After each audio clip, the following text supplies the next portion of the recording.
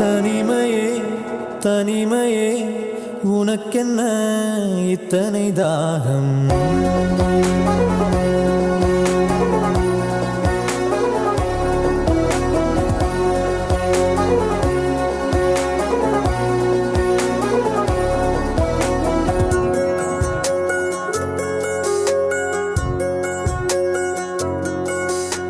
மார்பின் மேலே உன்னை சாய்த்து கதைகள் சொன்ன தருணங்கள், வார்த்தை எல்லாம் ஓய்வு கொள்ள மௌனம் பேசும் பொழுதுகள், விண்மீன் வெளிச்சத்தில் உன்னோடு எல்லை மீறிய காலம் என்னும்